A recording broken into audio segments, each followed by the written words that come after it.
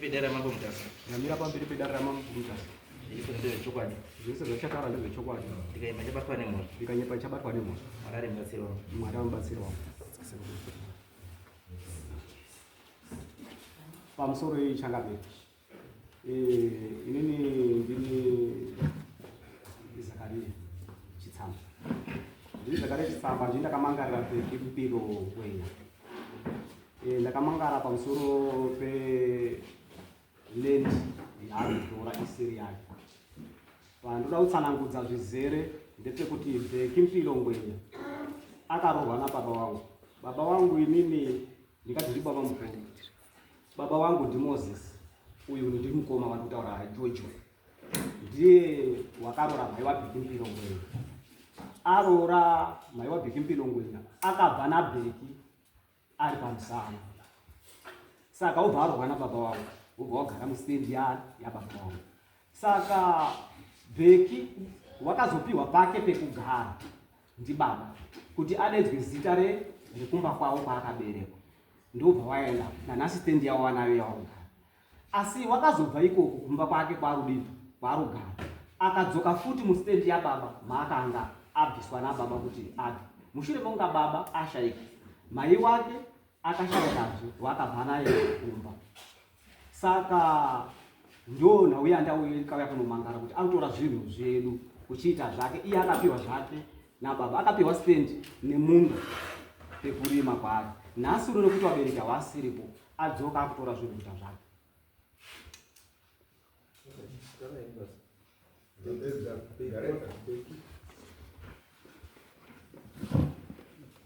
Pamusoro y'ichangamiro.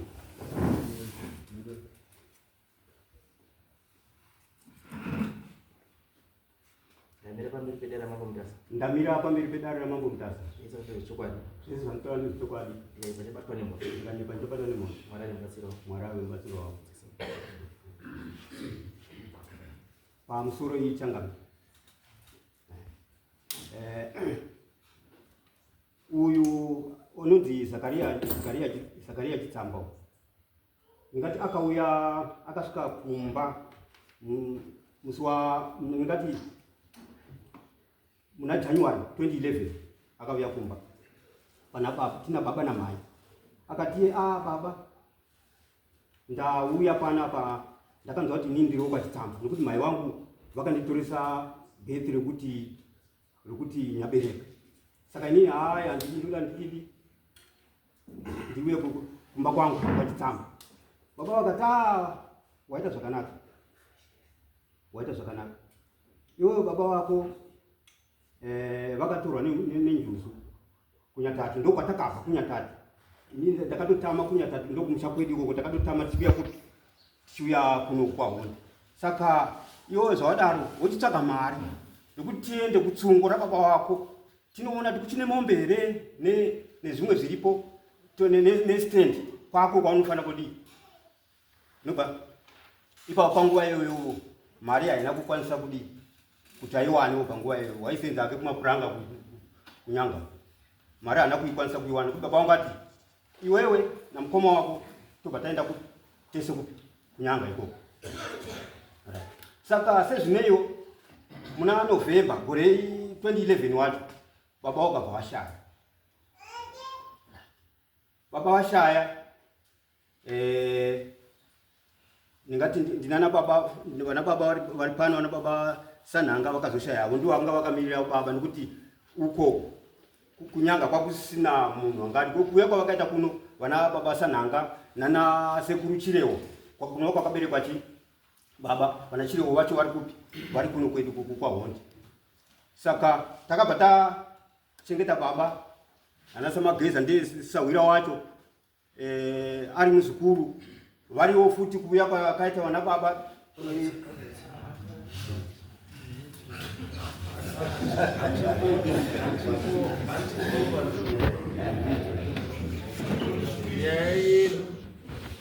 iri pakati peyako iwewo Bheki naChitsamba. Inyaya yeland. Haisiri yekunyatari. Chandiri kuda because land iri in dispute. Iland yeGondevali. Ndiyo da nditaurire ipapo because Chitsamba ati iwewe unobva ndiripo wakauya namai uri kumusana, wauya uri kumusana, baba wako akauya newe uri kumusana kwamai, akazokupa kwako iwewe kwekunogara musha wako, ndobva waenda.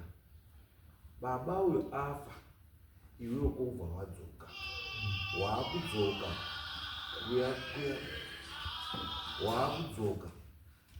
kuya kotora chiri munda wababa waya wakauya newe. Asi iwe kutozwa pawataura iwe pakutoita kunga mimi mese muri two, muri zvepo chaichai hapo, because muri mabva ndiripo muri two, because iwewe uri kuti uchitsamba wakatoitsvaga wababa wake ende achitsvaga baba wacho akatosvikira kwamuri iwewe nababa andi. Asi iwe uri kubvumira here kuti kumubva ndiripo? Handibvumirani nazvo, hausibva ndiripo. Handisimubva ndiripo, ndezvake zvokungofuma wavo, handisimubva ndiripo. Nyaya yacho ndikulendi kwandakati ndiende, mukadzi wandakaroora ini aigara achipromisa kuti chakutema nedewe kuzosvika nyaya yacho yatozonetsa kuzosvika zvekuti kutemwa nedewe kwarutaseka handiyo nyaya ba yataunganira panapa. Nyaya yataunganira panapa inyaya lendi ndeyangu. Iwe ndopadoda kutaura kuti sei uri kuti lendi ndeyangu? Lendi ndeyangu nekuti ndini ndakasiyiwa kuna baba palendi pacho ipapo. Lendi ndeyangu uyu baba akafariki. Baba wakafa 2011 na November 2011. Iwo pakafa baba iwo igara kupi? Ndaigara ipapo. Ndingakoti munoziva zvinoitika mudzimai wangu inini. Usanditi ndoziva zvinhu, handina chandoziva bai. Iwe ndozvanitaura kuti ndizive. Saka ndikubvunza chimwe nditaura chokwadi. Nokuti chokwadi ndo chakuponesa. Kaunde kuchakuita. Anzi, saka iwe utaura chokwadi. Kekutanga iwe unozi Bheki Mpilo ani? Ndonzi Bheki Chitsamba. Bheki Chitsamba. Noti Ngwenya. Nyaya iripo yekuitika Bheki Chitsamba noti Ngwenya. Bheki Chitsamba.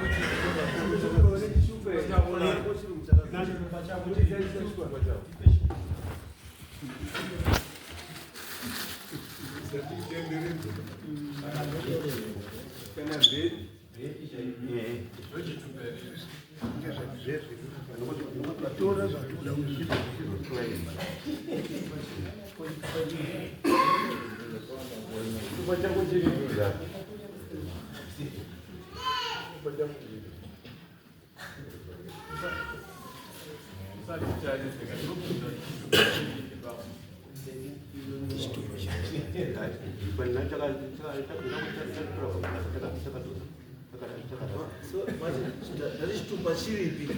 Chitupa chakatsva.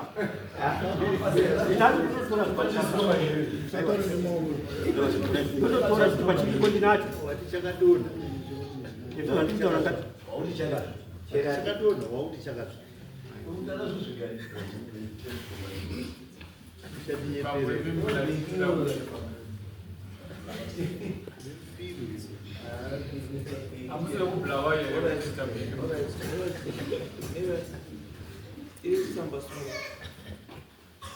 Sei wakati uri chimuti Bheki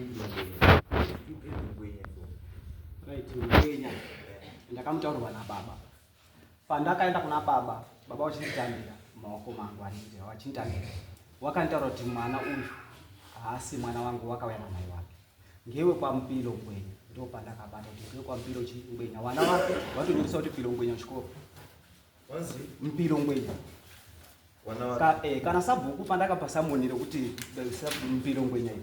Akanopani, handakanopa yeye. Pepa randakanyorwa panapa ndichiti Bheki Mpilo Ngwenya. Sabhuku akapani, akanopa yeye. Ndovunza, iwe Bheki Mpilo hausi Ngwenya here? Inotiri Chitsamba. Ngwenya isite? Hausi Ngwenya here? unenge ndibhedukiro ndozvibhedukitanga It's very urume wakuru sekereke zvokuti mungaya padare paka muchinyepwa hamubatsiri chimiko handiti because hamutoreri mhiko yemahala tiita kuti kana matora mhiko motaura motaura chokwadi noti zvamudaoita maupestira time because ndiri kuti ngwenya ndipe chitupa chako hausina kundipa chitupa because ukandipa bhedika rakazi chitsama asi ukaenda kumaloya vanoita zvenotari unokwanisa wanga wakanochinja zita iri rakazi chitsama rakunzi ngwenya ndosaka ndoda chitupa chako ndonoti chitupa chako zviri pachitupa chako nechiri pabhedzi zvakafanana here because the chances are very high chinochinjwa ndakukumbira wakuti ndingadigona kunotora padhisi ndiwe nacho no it's okay kana taunoti zviri necessary kuti uzive nacho tichati zviri necessary alright iwe baba wako wakaita wekutsvaga chitsama ndizvo wakaita kutsvaga iwe ngwenya wakauya namai iwe ngwenya wakauya namai ndati ngwenya wakauya namai here ngwenya wakauya namai here pindurai baba ngwenya wakauya namai here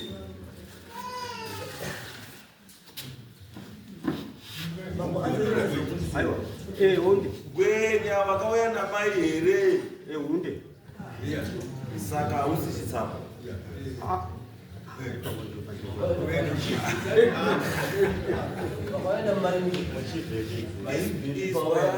izwa chitsama kana usiri chitsama uri ngwenya then it means that you are not entitled kuestate yekwachitsama ndochekutanga kana uri ngwenya usiri chitsama it means you are not entitled kuestate yani yekwachitsama titezere tiri tese here ipapo ndokumbira ndingotaurawo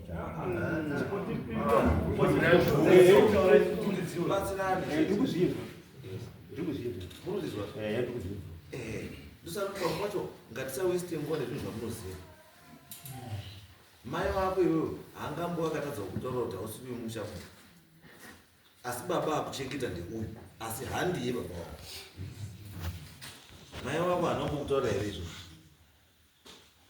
kuti iwe hausi wepano asi baba akuchengeta wauri kuti dhedhi handiye dhedhi wako ba ndandodhonzwawo nesanzu rangu iwe uri sanzu rakauya mumusha machitsama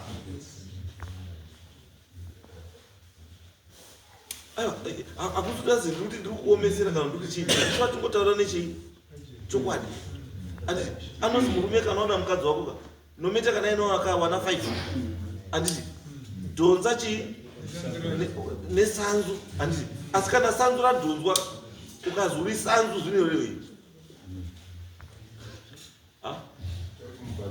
ukazi uri sanzu zvinorevei pachishona ukazi uri sanzu andikambazvabamuzvekutaura ukaona muti watemwa andika chibranchi chacho chiya ichi changotemwa kwachasiyiwa chida chongooma chiri papa it means hachina ona anditi munhu akangofunga kuya anokwanisa kungosvika achichitora wobva achidhonza wobva aenda nacho andika aenda nacho hapana nomubvunza about wazoenderei nechibranchi chachirapa because hachina chii hachina ona ba ndosaka chinzi sanzu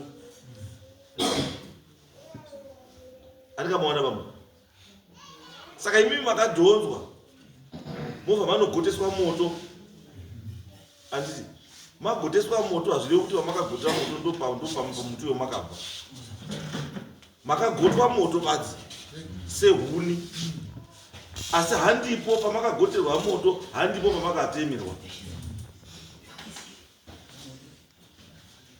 Muti pakabva sanzu uriko. Saka imi zvamunofanira kuita sewangwenya ndezvekutsvaga muti pamakabva.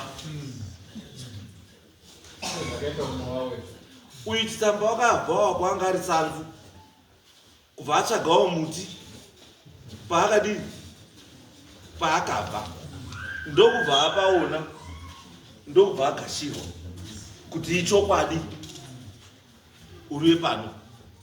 Saka he is entitled kuestate yani yababa wake.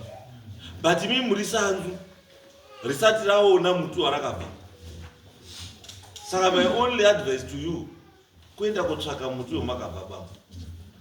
Kana mauziva moshiryawo zveyo. Kana kuti baba step father paakakupai kuti endai mugare ipapo, chiendai mogutsikana ipapo, mogara ipapo, mosiyana nezvikwachitsamba. Because kwachitsamba kune weyo wariko. Mutemo mazuva ano bambo unoti munokwanisa kunga muri kumushora nenyaya yekuti muri kufunga kuti ndewemusango. Hakuna mwana wemusango, hakuna mazuva wangwenya, hakuna mwana wemusango. As long as mabvuma kuti mwana ndewako, paunofa mwana iyo ari entitled kushare yake property yako. Hakuna chinonzi mwana wemusango, mwana. Pamusoro changu tinoda kuti titange tatobvunza statement yataurwa naChitsamba kuti baba vasati vafa vakakupai penyu imimi pekuti mudini mugara. Ndipo here pamuri kugara before musati madzoka pamakarererwa? Stendi yenyu yamakasiyiwa mapiwa nababa munayo here? iripo. Saka murudzokererei uku? Ndokumbira kutaura kuita. Ndokumbira kutaura. Nyaya iripo ndekuti inini mudzimai wandakaroora akatadza kuwirirana namai nemabasa wake aita. Vakatadza kuwirirana namai. Saka ndandakadovaka ipapo anditika vakatadza kuwirirana namai nobva kwatsonzi takambomuendesa mudzimai acho kumusha kwacho. Akadzoka akaenda akadzoka ndobva azoti no kana usingadi kuti aende chigara yenyu apo ndopatakazoiti tigare ipapo. Ndopamuri enda nasi. Izvo ndipamba pamai wangu. Pausiri kuzivisa ngwenya zwana mbijana ngekuchele ngwenya andizvo nyarara mbijana ndikutaurire mai wako pauri kuti chiri kukunetsa ndechekuti uri kuti pamba pamai wangu. Uri kuziva apa handi pamba pamai wakoba, pamba pakaroorwa mai wako. Kumba kwa mai wako ndekwa sekuru na mbuya wako kwakabva mai wako. Wataura izvo zvitikubatsira kuti kubatsira usandipedzere nguva pangwenya nekuita tinharo. Wataura wega iwewe kuti pawaigara namai wakanetsana nemudzimai mamusikawirirani, mukadzi aienda achidzoka achienda achidzoka iwe kusvikira step father namother wako anditi wati kuti tisapindire nyaya yenyu chienda henyu mogare papi apo hoko yenyu iyo ndobva mapiwa hoko ndokubva maenda ikoko. Kana maenda ikoko dambudziko rawakuita manje kunenge kwakuswinya futi kwawakaenda kuyo. Saka wakufunga kuda kudzoka futi kunani kwakuina mai nababa. Asi the unfortunate part ndeyekuti mai wako akakuudza ipapo aikupa ruramiro kuti ungochisvika ipapo hapasisi. Ndoko ndati ndokumbira kutotaura. uyu una baba wake kuinyanga pana baba kubva kwakaita kwakatozokumbira nzvimbo kwana mageza nasahuku ani mazona nzvimbo dzakaita zokukumbira nzvimbo yekwachitsamba iri kunyanga idzi nzvimbo dzokwana mageza nanamandeya baba namai vakatoita zvokutokumbirawo izwangwenya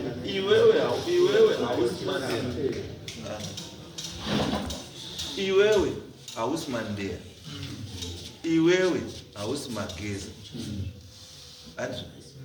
iwewe hausi chitsamba zvekuti vana chitsamba wakabvepo vari kuendepi wagarira hazvinei newe zvekuti utaura kuti vana chitsamba vari kunyanga aiwa iye baba wake uyo anonzi chitsamba paakambogara newe namai wako aigara ipapo painzi pani andinambogara naye pamufati haikona uba andika wakagara namai here nababa wake akona baba wauyu ani havasi baba wauyu ndiani ndibaba mukuru achinzi ani chitsamba ndepachitsamba nini aiwa kuti usatorere iwewe usatore katorere kauda kuzviita anoona nyaronzi uda ukatorera kamutemo kekuti hanzi am also entitled kuti estate yamai wangu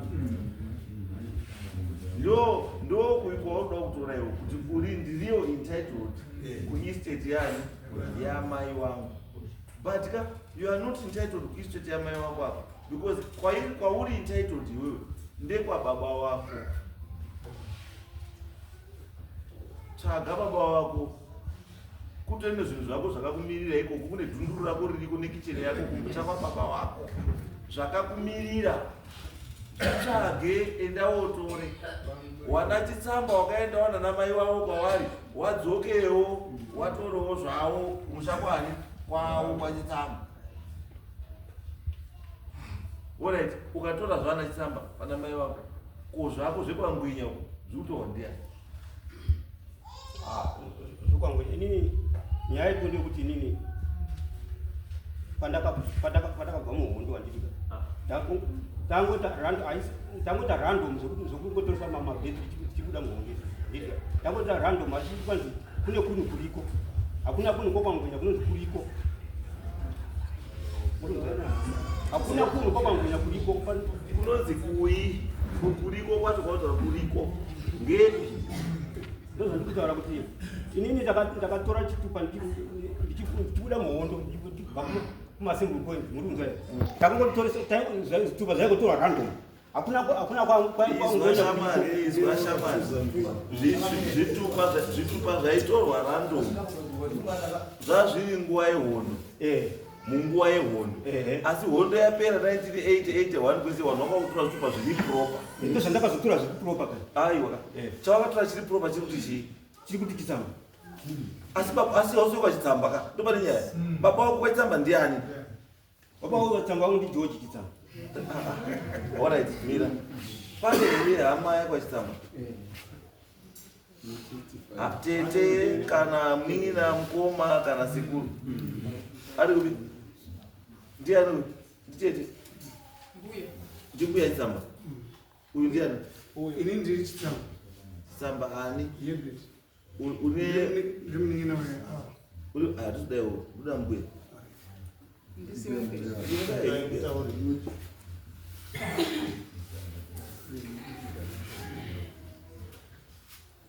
mbuya chatungoda chete mbuya iconfirmation yekuti uyu ndingwenyi uyu ndisamba here kana kuti ndingwenyi uyu ndibheki mpiro ngwenya ndibheti mpiro ngwenya bheki mpiro ngwenya right relationship yake akauya sei pamushava wakauya sokundochengetwa semwana wamai semwana wamai pane here uri kuti bheki mpiro mwana wako achitamba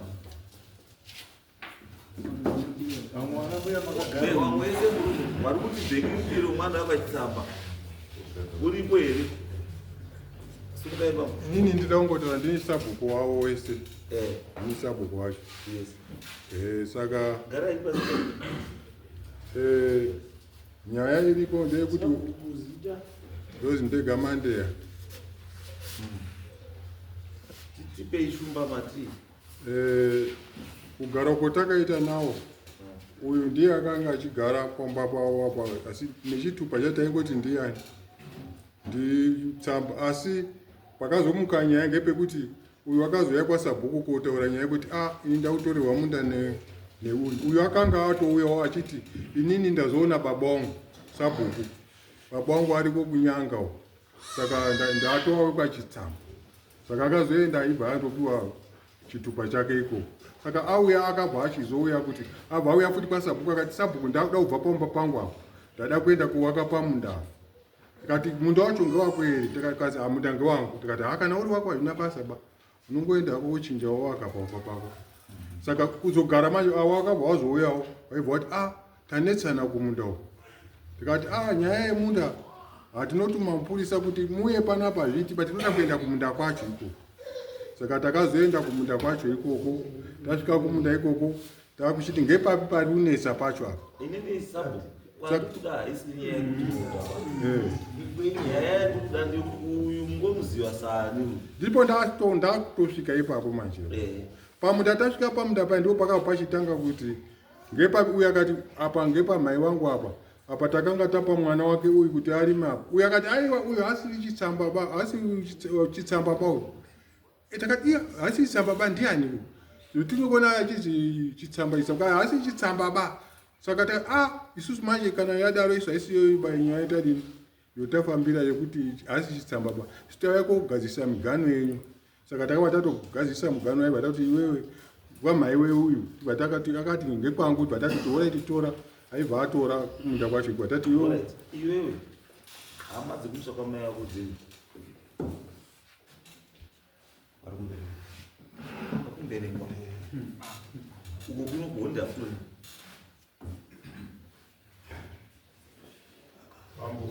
ndine vamwe vangu vandauya navo ndosaka ndati nini toda vanhu vanoziva bambu zveupenyu hwenyu. Vanoziva samageza. Samageza munoziva here samageza? Ini kuziva upenyu hwake munhu akauya ndiri mudiki ari mwana akauya nani? gachiya akauya nani? wanguya baba vacho ndiye akauya kukumira stendi isusu ngati wakauya nani ari kadoko namai wake nababa vacho zatopera watanga kugara pai zatopera apa takawapa waigara matopedza babu wakauya nani? Thank you. Gare pasi wako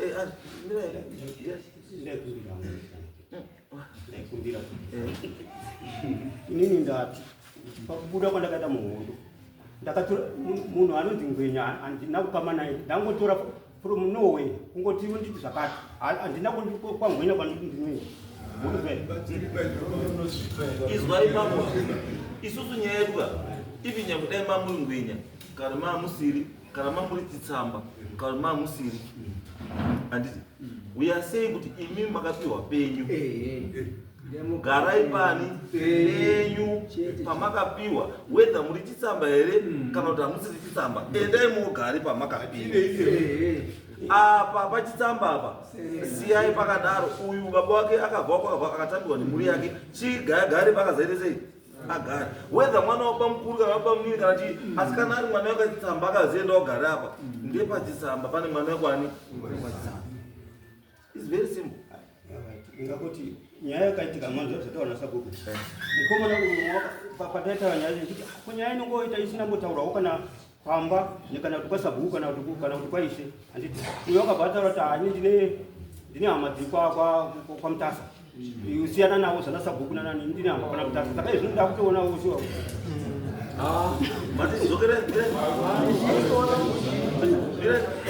ndati umwati pataita nyaya yacho akati usaenda kwasabhuku kana kuti iwewe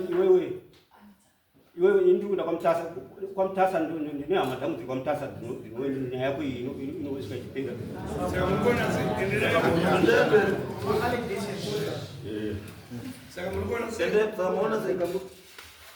izvezvi inini zvinenge ndinongotenda zve zvataura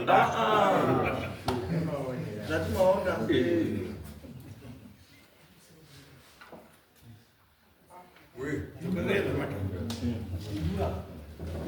Ndataura zvati uyu mukomana wakati uyu vakati ndine hama dzangu kwamutasa saka zvakataura zvavo zvaenderana nezvabuda ndozvamutaura mini kuti hama dzake uyu dzashanda dzamubatsira ndizvo ndinokonara matauro akaita iwewe postori unondiziva here unokamane here iwe chitsamba hama yako panapa unongedza hama yako ndo muridziva pesa dzireni unongedza hama yako panapa kutanga kudai unongedza hama yako yawakati iwe ichakubatsira kudari kana iripo wobva unongedza kuti iwe ndakati ndo ichandibatsira kudari aiwa hapana hama yangu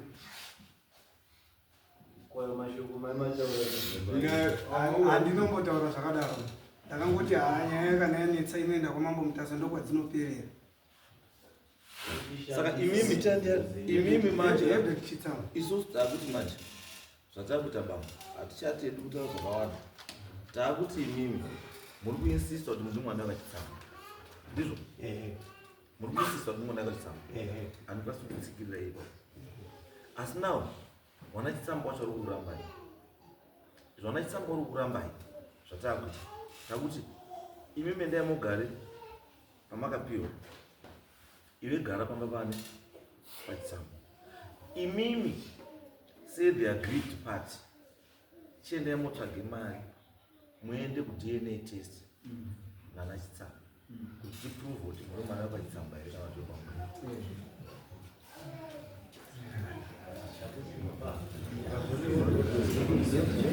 kana makazoonekawo musiri wekwachitsamba totangira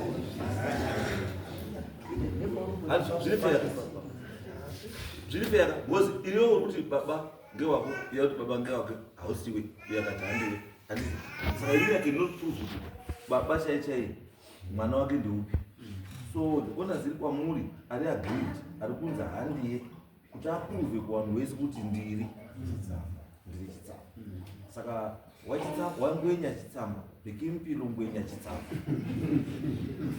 mochitsvaga mari motorana nemhuri yekwa tsamba motorana varopa moita DNA test zvochibuda kuti mwana wepachitsamba chaichaya ndeupi because pamwe wacho uyu akauyawo achiti ndauya baba pamwe asi iyo iwewo zvakuda kuti pamwe mese muri vanhu wauyi vari kungorwira chisi chavo saka DNA test ichakubatsira futi unoprove kuti uwepo chaiye ndiani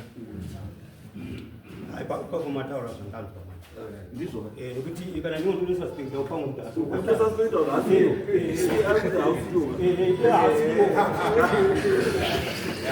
saka tokei zvatopera imi mishenda yekugara pamakazimite sei pamakapiwa nababa achikuipei garai namai garai ikoko iwe ugara pawakugara pawakatambirwa nani nababa handizvo kusvikira imimi mazoita process yandataura yeDNA test to prove kuti muri mwana wekwani wachitsamba then tozotangira handei handei next case